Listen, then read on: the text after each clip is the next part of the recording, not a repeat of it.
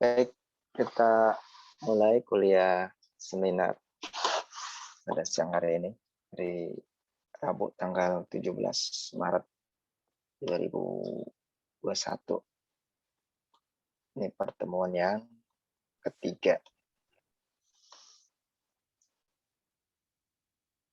Kita mulai saja ya. Assalamualaikum warahmatullahi wabarakatuh. Waalaikumsalam warahmatullahi wabarakatuh. Selamat siang, salam sejahtera untuk kita semua.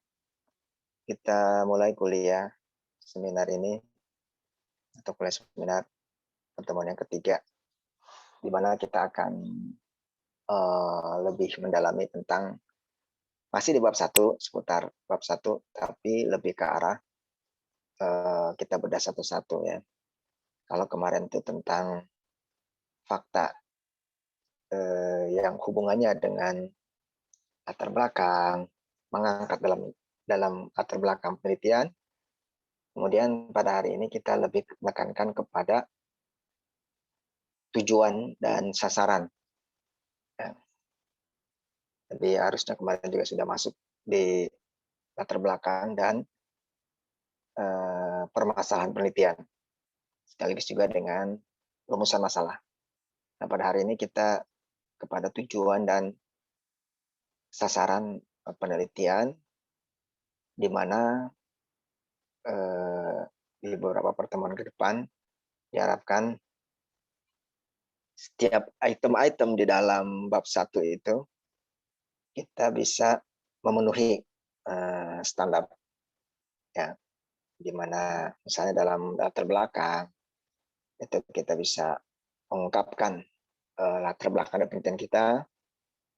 Kemudian untuk permasalahan juga sama, permasalahan penelitian, kita bisa mengangkat masalah, di mana masalah adalah delta atau selisih dari teori dengan kenyataan, atau kalau di bidang kita planologi ya perencanaan dengan kenyataannya, atau bisa juga ideal dengan realitasnya seperti apa, dan itu didukung oleh fakta, data, informasi, dan lain sebagainya.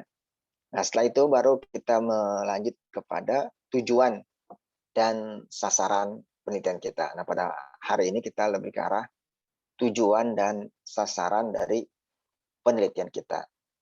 Ya, seperti biasa, kuliah kita ini pertama digunakan untuk teori, ya, penyampaian teori, dan selanjutnya digunakan waktu berikutnya lagi adalah untuk asistensi, karena yang lebih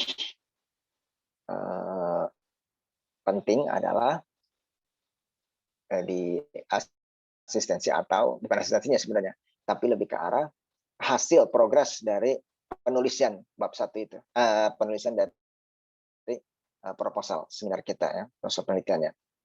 Jadi diharapkan nanti di UTS ya, itu sudah menyelesaikan bab 1 dan bab 2. Nah, karena itu nih penyusunan topik tema-tema kuliahnya itu runut dari awal ya. Dari pertama judulnya, kemudian topik, kemudian latar belakang dan masalah, itu sudah lewat ya 2 pertemuan sebelumnya, meskipun memang belum terekspos secara dalam ya. Tapi juga sudah membantu dengan perkuliahan metodologi penelitian, karena sebagian besar meneruskan dari mata kuliah, meneruskan penelitiannya yang ada di Medlit. Sekarang ini lebih ke arah pemantapan. Kalau memang berubah, dipersilakan, tapi harus cepat, gerak cepat, karena waktu terus berjalan. Ya. Jadi diharapkan nanti ketika sidang seminarnya itu sudah siap untuk yang tahap pertama di waktu tes. Nah, kemudian yang berikutnya ini adalah tentang ini tujuan dan sasarannya. Untuk materinya sudah dikirim di GCR. Sekarang akan di sharing.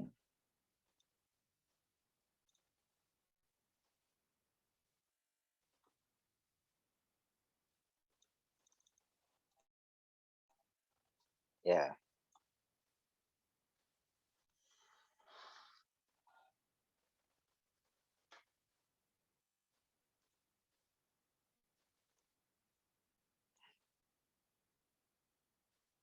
Baik. Jadi materi kita pada siang hari ini banyak tantangannya juga siang hari ini ya. Habis break untuk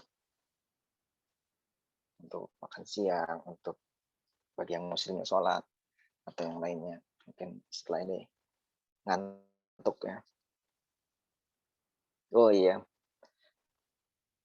untuk ini nih, untuk awalan coba diperlihatkan semua kameranya di on kan ya. Jadi awal dan akhir saja dilihat ya. Pertengahan mungkin nggak apa-apa. Di awal ini coba diperlihatkan semua kameranya diaktifkan. Ada nggak orangnya? Takutnya ini. Bentar lihat dulu. Ya coba ini diaktifkan semua kameranya sama ininya ya, nama-namanya juga sudah ada aturan bakunya. NIM-nya sama namanya, nama lengkap. Ini untuk memudahkan apa? Untuk absensi. Karena absensi sekarang beda dengan semester kemarin. Kalau kemarin kan mahasiswa sendiri yang absen. Kalau sekarang dosennya yang mengabsen, tapi kan untuk memudahkan kalau ada ini kan NIM-nya sama nama aslinya kan lebih mudahkan yang hadir atau yang tidak hadir. Tinggal siapa? Dewi ini, Dewi sama Elsa. Saya di HP satunya lagi, Pak. Oh iya. Oke, Elsa satu lagi ya. Iya, ini baru 22. Oke. Tapi ini sebentar nih.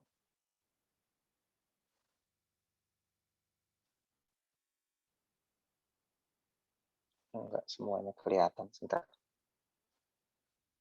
Oh, udah ya. 22. Oke. Baik, berarti enggak tidur nih. Ya, kalau nanti pertengahan silakan nggak apa-apa. Dimatikan nggak apa-apa. Nah, di awal sama akhir saja, nanti di akhir juga dilihat. Sekarang nggak apa-apa, dimatiin. Oke, cukup. Silakan dimatiin nggak apa-apa. Kalau mau dibuka juga nggak apa-apa. Nah, ini lagi ya.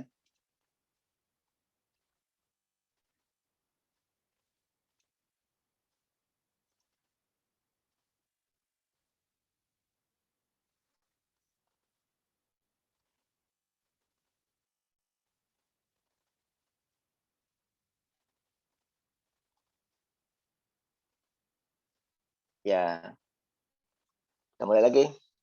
Jadi, untuk pertama kali ini, yaitu kita menitik beratkan kepada tujuan penelitian dan sasaran penelitian. Nah, ini kan harusnya kemarin 2 pertemuan tuh sudah selesai di latar belakang dan masalah penelitian. Ya, latar belakang intinya adalah bagaimana kita bisa menceritakan atau mengungkapkan background dari penelitian kita. Itu masih abstrak sebenarnya.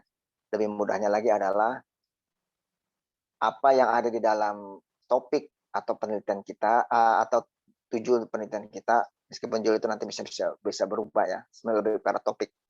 Nah, kemudian di situ kan ada keyword-keywordnya kita yang kita tampilkan. Nah, disitulah kemudian bisa dijabarkan menjadi sebuah latar belakang. Nah, dan dengan cara penulisannya yaitu dari umum ke khusus, seperti piramida terbalik, dari umum ke khusus, ya, dari bicara topiknya apa, ya, terus kemudian kasusnya kalau untuk di lokasinya dari yang luas dulu, kemudian yang spesifik, dan kemudian di situ ada permasalahan apa, bisa juga, tapi permasalahannya sedikit saja dimunculkan karena nanti ada bahasan tersendiri di perumusan masalah. Nah, setelah itu baru sisi pentingnya penelitian ini apa, hal menariknya atau urgensinya, seberapa penting ini harus segera dilakukan penelitian ini. Kemudian di berikutnya adalah rumusan masalah. Nah, rumusan masalah itu harus ada uraian terlebih dahulu, jangan langsung pertanyaan penelitian. Ya. Jadi di dalam rumusan masalah itu kita ungkapkan dahulu apa namanya kondisi idealnya atau hal yang kondisi yang kita inginkan, kondisi yang diinginkan, atau sesuai dengan teori atau sesuai dengan perencanaan. Nah, kemudian berikutnya adalah kenyataannya yang terjadi apa yang saat ini, existingnya, realisasinya. Nah, kemudian kan dari situ terlihat ada masalah di situ. Nah, itulah masalah penelitian kita. Tapi bisa juga ada apa namanya ya triknya juga sebenarnya bisa. Dari apa? Coba lihat aja di topiknya. Topiknya itu kan tujuan ideal kita ya. Nah, itu tinggal kita putar logika terbaliknya aja. Nah, kita buat apa namanya permasalahan. Itu kan ketika di topik itu kan tujuan ideal. Nah, berarti kan tujuan yang tidak idealnya tinggal dibalik saja. Nah, itulah permasalahan penelitian kita sebenarnya. Itu intinya. Nah, tinggal nanti kita disesuaikan. Ya, disesuaikan apa namanya permasalahan penelitiannya tersebut. Nah, kadang-kadang yang banyak terjadi, kita sulit sekali untuk mencari masalah penelitian. Ya. Kesana kemari cari, belum dapat. Atau mungkin ternyata itu bukan penelitian yang kita inginkan. Atau ini dapat masalah, tapi ternyata kok ini bukan ini yang kita cari. Atau ini bukan ini permasalahan yang menjadi latar belakang penelitian kita. Nah, itu. Jadi sebenarnya tinggal dibalik saja dari topik atau judul penelitian kita, itu kan kondisi ideal. Nah, tinggal dibalik saja. Yang tidak idealnya itu kebalikannya. Nah, itulah permasalahan penelitian kita. Gitu. Misalnya penelitiannya itu tentang apa? Ya banyak ya, misalnya tentang ini konsolidasi tanah ya, atau konsolidasi tanah di atau redesign atau perencanaan ulang terhadap TOD yang ada di duku atas misalnya. Nah, itu kan rencana idealnya, itu kan idealnya ya. Karena masalahnya apa? Masalahnya adalah selama tinggal dibalik aja, itu belum ada desain untuk TOD ya, Transit Oriented Development di wilayah stasiun duku atas misalnya ya. Kan tinggal dibalik saja. Oh, berarti inilah masalah kita karena belum ada, makanya kita melakukan penelitian itu, desain itu, atau desain sudah ada tapi belum ada yang melakukan desain ulang lagi. Nah, itulah. Nah, itu. Jadi apa yang ada dalam tujuan atau topik penelitian kita tinggal dibalik saja kondisi yang tidak idealnya, itu adalah masalah penelitian kita. Gitu. Tinggal nanti dijabarkan lagi, itu kan baru secara umum, nanti dijabarkan lagi dengan memperkuat dengan fakta-fakta dasar, fakta-fakta informasi data ya, dan sebagainya. Kan misalnya tadi dibilang belum ada redesign lagi, desain lagi yang terbaru. Nah, dibuktikan dengan apa? Ya memang desain yang terbaru adalah 2000 misalnya ada di 2018. Setelah itu belum ada lagi desain yang terbaru, sehingga saya melakukan penelitian ini untuk melakukan desain yang terbaru itu, atau untuk kasus-kasus penelitian yang lainnya, sama seperti itu. Sekarang kita ke tujuan penelitian dan sasaran. Ini adalah setelahnya. Setelah tadi yang latar belakang dan permasalahan. Nah, sekarang ini adalah tujuan penelitian dan sasaran. Ya. yang kita ingin bahas di sini. Meskipun nanti juga menyinggung yang lainnya karena di pertemuan sebelumnya belum terlalu banyak membahas itu. Ya. Nah, lanjutkan. Ya. Jadi di dalam bab 1 atau pendahuluan itu tersusun paling tidak atau minimal ya ada latar belakang. Ada latar belakang, ada rumusan masalah. Ini yang tadi Bapak ceritakan ya. Ini yang sulit sekali nih. Bukan sulit sekali ya, artinya titik tekannya di sini ini masalahnya. Apakah penelitian kita ini sudah benar masalahnya ini kan? Jadi masalah saja benar. Ini masalah ini. Kemudian, nah sekarang yang kita bahas ini tujuan penelitian ini. Nah, tujuan dan sasaran. Ini dianggap sudah selesai kemarin. Dua pertemuan yang sebelumnya. Sekarang kan pertemuan ketiga. Kemudian alur pikir penelitian. Nah, ini juga nih. Alur pikir penelitian dan ikut penelitian ini mungkin di pertemuan berikutnya ya. Alur pikir penelitian ini penting juga untuk apa? Untuk mengetahui ringkasan dari penelitian kita ya, secara ringkas atau sederhana, menyederhanakan penelitian kita ya. Kalau penelitian kita ini berhalaman-halaman, ya misalnya 100 halaman, ya kan orang juga membacanya terlalu lama. Gitu. Terus kemudian apa substansinya, di mana ditekankannya penelitian kita, apa novelty-nya, novelty itu apa namanya, sesuatu penemuan yang baru. Nah, dengan adanya alur pikir itu kita bisa tahu tidak cuma kita ya, orang lain juga kita sampaikan bahwa seperti ini penelitian kita.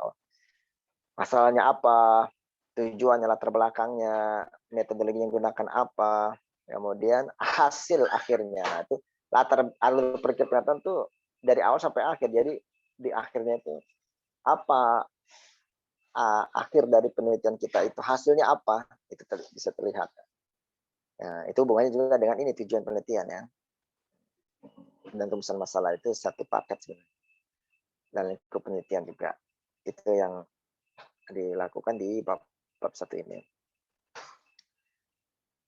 Nah, ini juga sebuah ringkasan ya untuk kita semua. Jadi ini harus kita, bagi yang sudah menyusun saat ini ya, kalau bermodal kepada metode yang sebelumnya kan sudah ada ini. Cuma nanti kita review saja masing-masing penelitian ya, dari mahasiswa sekalian, dilihat, direview kembali. Latar belakang itu seharusnya dia adalah ini fakta empiris ya, dia menyajikan fakta empiris. Ini kan di materi sebelumnya ya. Jadi fakta empirisnya apa, latar belakang dalam itu.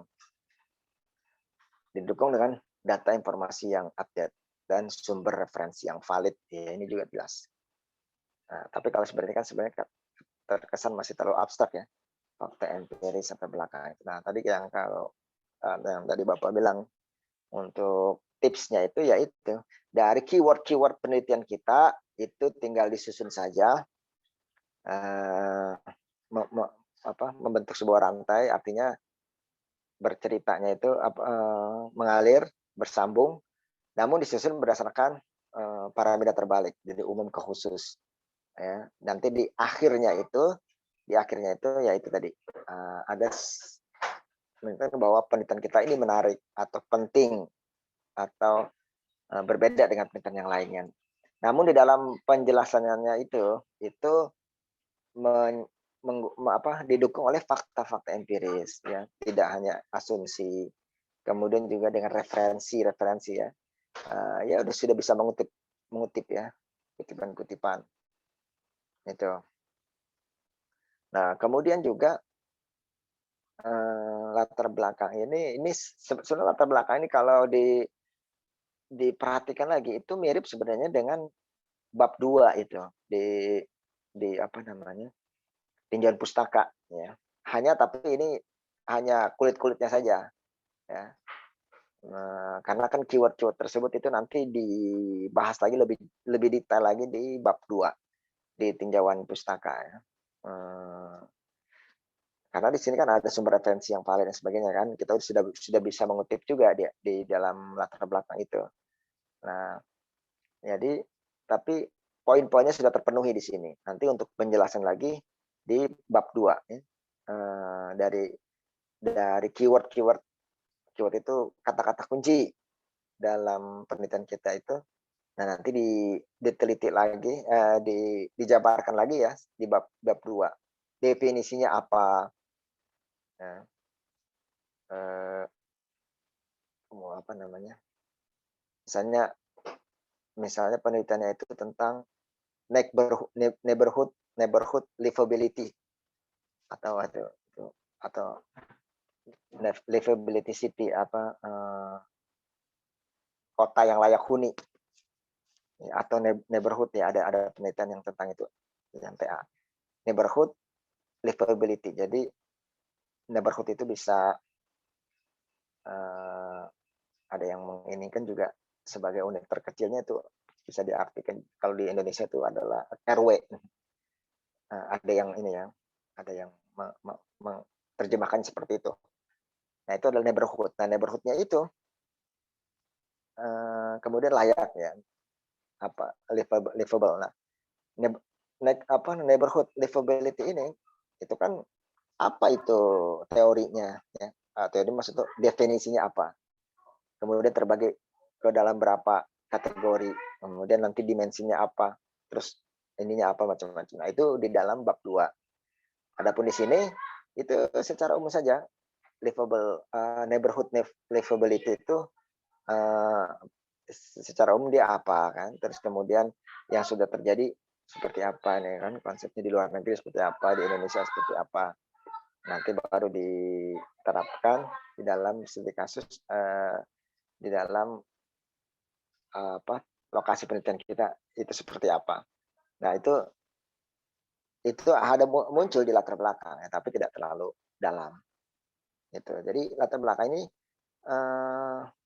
adalah juga dia sebenarnya apa yang ada di bab 2 nantinya ya, tapi secara umum saja.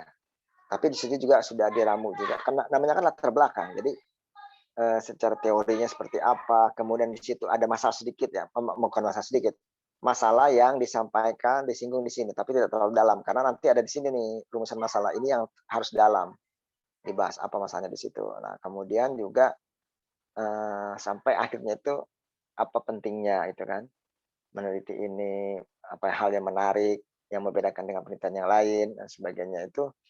Nah, itu kan menjadi tujuan penelitian ini. Gitu. Nah, kemudian rumus-rumus tadi ya, ini sudah. Nah, tujuan di sini ya. Jadi tujuan itu adalah kebenaran, perumusan tujuan, dan kesesuaian penelitian. Kesesuaian antara tujuan dan kesesuaian dengan topik dan judul. Ya. Tentunya juga memang ini penjabaran dari topik atau judul ya. Nah, kan semuanya ini kan topik dan judul.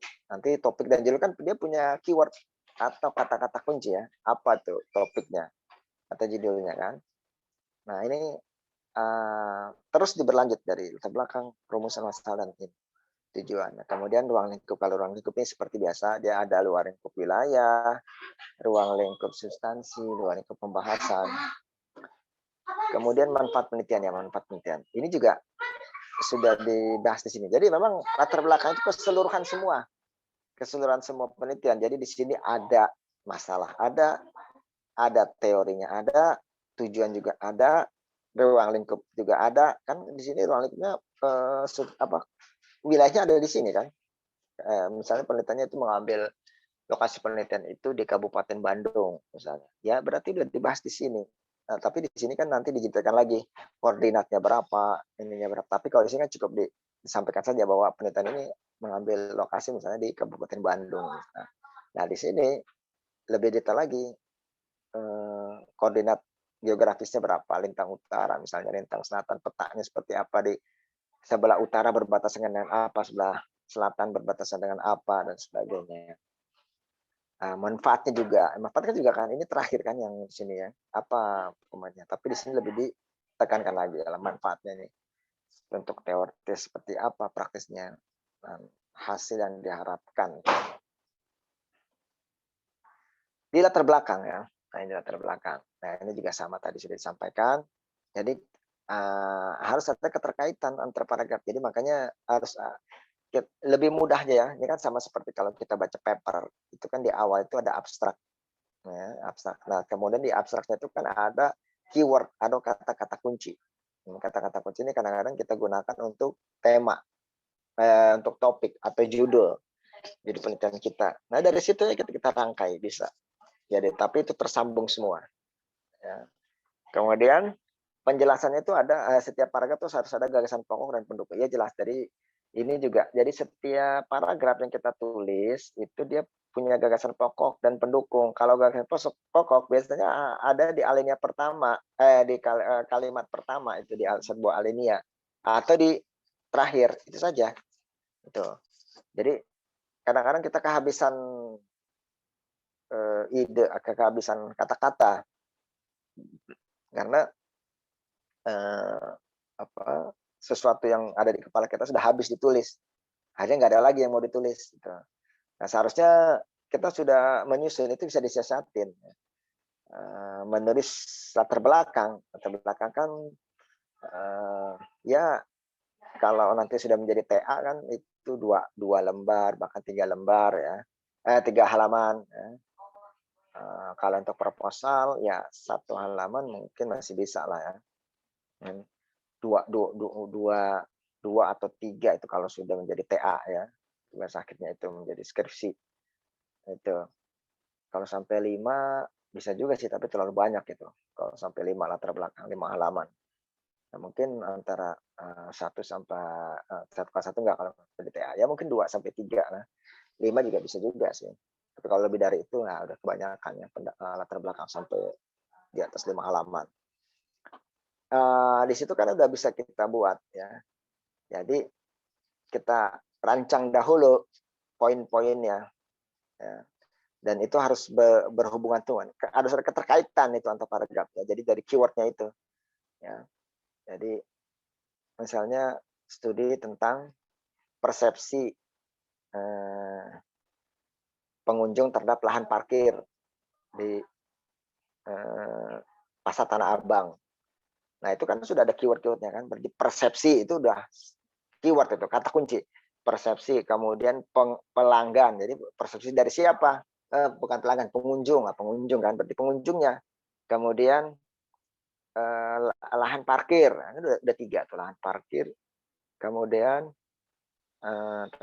di Pasar Tanah Abang. Tanah Abang kan Jakarta ya, Jakarta di Tanah Abang. Sudah ada 4. Nah, kemudian persepsi kan ini bisa dipecah lagi nanti persepsi. Ya, atau dalam pembahasannya bisa juga di secara umum dahulu, kemudian baru ke khusus atau mungkin dipecah lagi, tapi tetap temanya tentang persepsi. Kemudian tadi persepsi pengunjung. Nah, pengunjung ini bisa dibahas lagi ya. Pengunjung di sini itu maksudnya yang ingin belanja atau ingin datang atau yang datang ke Pasar Tanah Abang gitu kan. Nah, itu bisa sudah masing-masing itu kalau kita tulis gagas pokoknya saja dulu. Itu sudah dapat 4 paragraf gitu kan. 4 paragraf ya. Nah, dari situ 4 paragraf kan nanti baru dijabarkan. Yang banyak itu sebenarnya pendukungnya itu. Karena kalau gagasan pokok kan adanya di kalimat awal atau kalimat akhir. Nanti yang mengisinya itu menjadi banyak itu adalah pendukungnya. Ya itulah kita bisa menuliskan macam-macam ke sana kemari, tapi dia tetap diikat oleh ini, tidak keluar dari gagasan pokok. Jangan sampai nanti muncul lagi gagasan pokok sehingga pembaca itu atau ini sebenarnya paragraf ini gagasan pokoknya apa sih? Malah ada dari awal sampai akhir gagasan pokok semua. Tidak, harusnya gagasan pokok itu satu saja. Ya misalnya tadi pengunjung yang dimaksud itu apa yang ini ya itu nanti dijabarkan pengunjung adalah orang yang datang untuk berbelanja ya, atau keperluan lain misalnya dia berkantor di situ dan sebagainya itu. Kemudian di sini lanjut lagi adalah terdapat permasalahan yang diangkat ya ini permasalahan juga diangkat tapi sedikit saja karena nanti kan dia ada di latar belakang. Kemudian konsep dasar terkait pendekatan yang digunakan ya. Jadi ini pendekatan penelitiannya apa? Yang kalau persepsi kan berarti pendekatannya tuh melakukan penelitian yang mengambil dengan melihat ya sebenarnya lebih ke arah sosial ya, sosiologi ya. Jadi bukan sosiologi ya, ke arah sosial. Jadi dia kan mengambil data langsung kepada pengunjung ya. Nah, itu. Namun terhadap apa objeknya? Objeknya adalah lahan parkir. Nah, itu. Terdapat pengutipan yang layak ya ini juga. Jadi di dalam latar belakang kita sudah bisa menggunakan pengutipan-pengutipan untuk referensi. Keterkaitan antar poinnya yang tadi dia. Ini misalnya kan permukiman ya. Ya kita bisa permukiman secara umum dahulu, terus kemudian permasalahan kumuh, gambaran permasalahannya. Ini contoh misalnya di Surabaya contoh. Kemudian data kumuh. Nah ini nih, yang penting ini data jadi penyajian didukung oleh data. Kemudian urgensinya. Nah ini tadi di akhirnya itu adalah ada urgensi atau hal pentingnya atau yang membedakan dengan penelitian lain, menariknya itu penelitian kita. Nah, sebagai contoh misalnya ini kan, ini kalau ini dalam satu paragraf saja, sebenarnya masih bisa dielaborasi lagi. Ya. Permukiman kumuh itu apa? Terus kemudian ini mencapai ini terhadap pulau tangka perumahan. Dan terus untuk membuat tulisannya. Kemudian permasalahan. Nah, permasalahan itu. Permasalahan ini ya tadi sama ya, yang hal yang teori dengan prakteknya itu pada intinya. Ya. Jadi hal yang dipermasalahkan ya adalah masalah peluang atau opportunity. Nah ini intinya sebenarnya ya itu saja teori dengan pelaksanaan itu seperti apa. Nah, jadi ini juga bisa. Nah ini contohnya saja ya. Kemudian masalah ini permasalahan masalah ya penggunaan. Jadi masalah itu bisa mengajukannya dengan ini pertanyaan-pertanyaan dengan 5W dan 1H. Tapi biasanya kita hanya menggunakan tuh yang apa dan bagaimana. Kalau sampai di mana itu jarang digunakan ya. Mengapa, terus apa, where, when, kapan itu yang banyak sebenarnya apa, what dan why, bagaimana. Kemudian tujuannya ini. Nah ini sekarang yang jadi titik-tikannya dalam kuliah ini, jadi tujuan. Tujuan penelitian itu ada beberapa tujuan penelitian. Ada tujuannya, karena tujuan penelitian itu kan yang umum. Nanti di dalam sasaran penelitian baru yang lebih spesifik. Ya, kalau secara teori tujuan penelitian itu ada beberapa ini. Di antara satu eksplorasi yang masih meraba-raba. Jadi seperti eksplorasi minyak kan, itu baru melihat ada nggak minyak di sini gitu.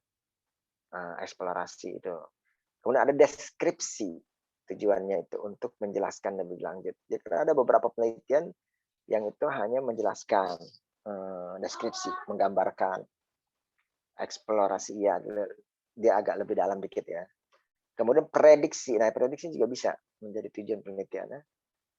Jadi apalagi dengan planning itu kan prediksi, tapi lebih karena perencanaan ya, perencanaan. Jadi bukan sekedar prediksi yang tidak didasari oleh data dan fakta, tapi ini lebih ke arah ilmiah. Kemudian eksplanasi, mengkonfirmasi teori. Ada juga aksi, aplikasi dalam tindakan. Ini dengan mempertimbangkan status permasalahannya. Tujuan sendiri itu adalah haluan atau jurusan atau yang dituju atau maksud, tuntutan. Nah ini sesuai dengan KBBI. Jadi suatu, kalau dalam istilahnya adalah suatu pencapaian yang diinginkan dari kegiatan perencanaan yang dinyatakan dalam istilah yang bersifat kualitatif. Ya. Jadi tujuan itu apa yang kita ingin tuju, apa yang ingin kita maksud tujuannya. Kemudian, nah ini di bawahnya sifatnya apa? Bersifat umum. Makanya tujuan itu lebih bersifat umum. Pencapaiannya tidak terbatas, biasanya jangka panjang. Tingkat keberhasilan sulit diukur ya, karena ini kan bersifat umum, masih umum. diwujudkan sebuah kebijakan rencana terhadapnya. Biasa menggunakan kalimat aktif. Nah, ini dia nih. Jadi dalam menuliskan tujuan itu biasanya, meskipun tidak harus ya, tapi biasanya itu menggunakan kalimat aktif. Ya, misalnya depannya ya. Tujuannya kalau yang pasif kan di atau ter itu. Kalau ini tujuan dari penelitian ini adalah mengetahui atau membuat atau apalah ya, depannya kemudian menggunakan kata-kata yang mendeskripsikan aktivitas-aktivitas yang dapat diamati. Ya, iya. Jadi jangan tujuan itu atau apalagi masalah penelitian itu yang dia jawabannya iya atau tidak, yes atau no, gitu.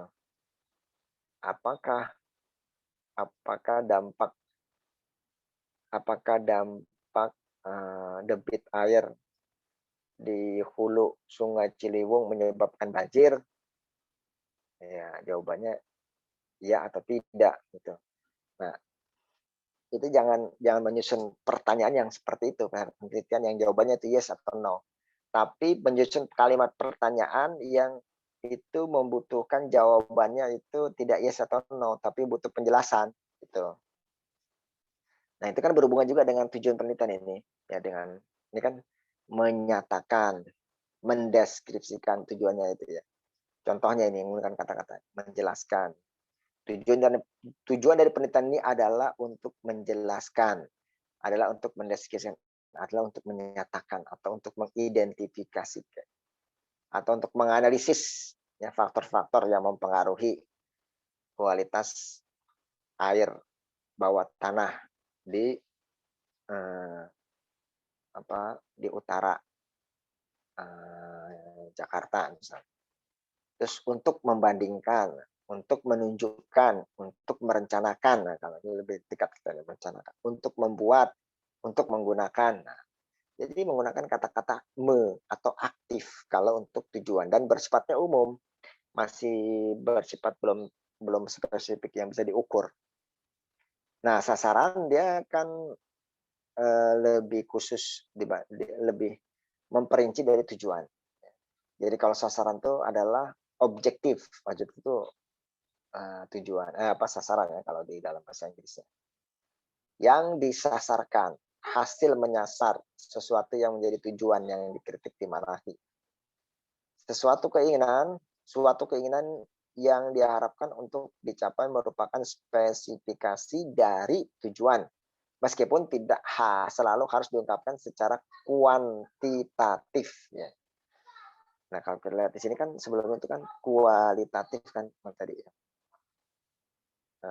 Nah, ini kan kualitatif kan. Jadi kalau tujuan tuh lebih ke arah kualitatif meskipun nggak harus ya, tapi bersifat kualitatif kalau tujuan. Bahasanya kualitatif. Tapi kalau sasaran dia kuantitatif yang tapi sekali lagi ya ini bukan sesuatu yang baku, tapi kecenderungannya seperti ini, kuantitatif. Ya. Ya, misalnya apa? Menghasilkan pernyataan spesifik, terukur, ya, jadi bisa diukur, bisa dinilai, bisa dihitung, mempunyai kerangka waktu dan pencapaiannya. Jadi ada waktu dan pencapaiannya. Biasanya menggunakan kalimat pasif. Nah ini kebalikannya dari tujuan ya.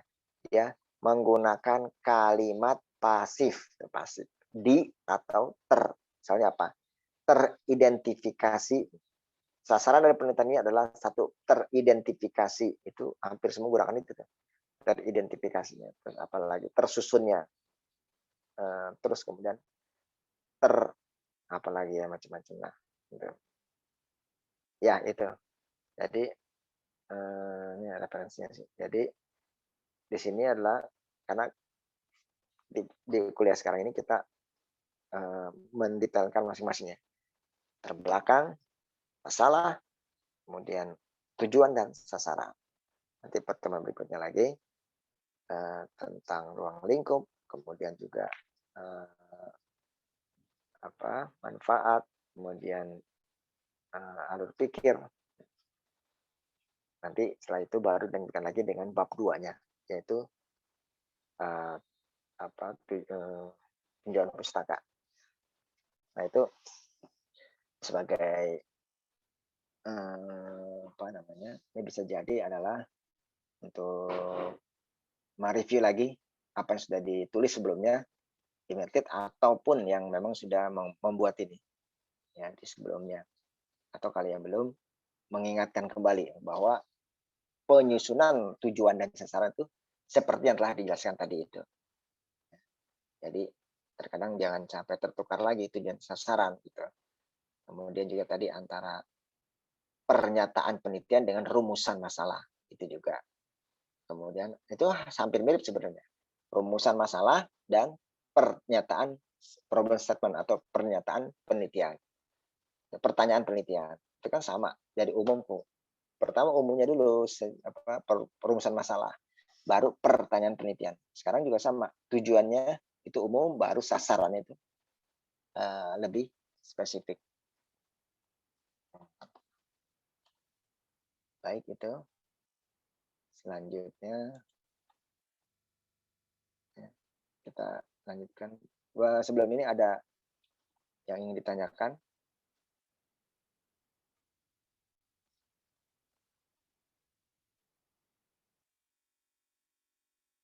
Kalau tidak ada pertanyaan, kita lanjutkan dengan asistensi ya. Asistensi masih awal-awal, asistensinya dengan dosen pengampu. Nanti diberikan dosen-dosen pembimbing. Ya. Ada pertanyaan? Atau yang belum jelas? Oke, kalau enggak, langsung ya. Kita langsung kepada asistensi ya. Jadi, untuk materinya demikian.